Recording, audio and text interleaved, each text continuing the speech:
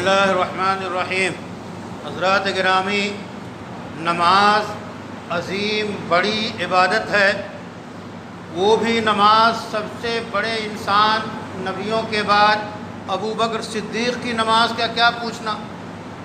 حضرت ابو بکر صدیق کو رسول اللہ صلی اللہ علیہ وسلم نے سکھایا کہ یہ تشہد اور درود کے بعد جو دعا ہے، اللہم انی ظلمت نفسی ظلما کثیرا ولا یغفر الذنوب الا انت فاغفر لی مغفرۃ من عندک انک انت الغفور الرحیم، یہ دعا سکھائی جا رہی ہے۔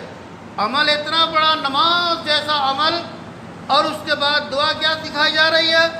اے رب کریم، ہم نے اپنے اوپر زیادتیوں کے پہاڑ توڑے، کون ہے نگاہ کرم کرنے والا، آپ مجھے بخش دیجئے، رحم فرمائیے۔ تو نماز کے بعد استغفار کیا جا رہا ہے، توبہ اور اپنی کمی کا اظہار کیا جا رہا ہے، یہ ہے بندگی۔ اسی طرح روزہ نماز کے بعد اہم فریضہ ہے، کتنی بڑی عبادت ہے۔ آپ اور اللہ جانتے ہیں کہ کون روزہ ہے۔ ایسے عظیم روزے کے بعد جب آپ افطار کرتے ہیں تو افطار کے بعد کیا دعا ہے؟ الحمدللہ الذی ذہب الغم وابتلت العروق وثبت الاجر انشاءاللہ۔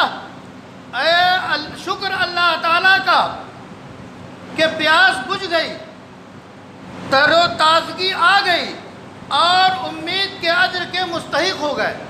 اتنا بڑا روزہ، اور اس کے بعد کہا جا رہا ہے کہ اللہ کا شکر ہے کہ پیاس بجھ گئی، جو کانٹے چبھ رہے تھے وہ دور ہوئے، اے اللہ تیرا کرم ہے۔ اللہ کی تعریف فوراً کی جاتی ہے، اور پیاس بجھ گئی، اس کے ساتھ ساتھ تر و تازگی آ گئی، پورا جسم جو ہے ایک گھونٹ پانی کے بعد تر و تازگی آ جاتی ہے، تو اللہ کا شکر ادا کیا جاتا ہے اور ثواب کی امید ظاہر کی جا رہی ہے۔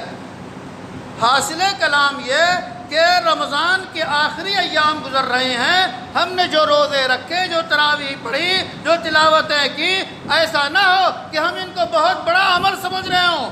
اللہ کے حضور جھکیں، استغفار کریں، توبہ کریں، اے اللہ کمیوں کو دور کر دے اور اسے قبول فرما۔ یہی ہے آگ سے آزادی کا آخری اشرہ۔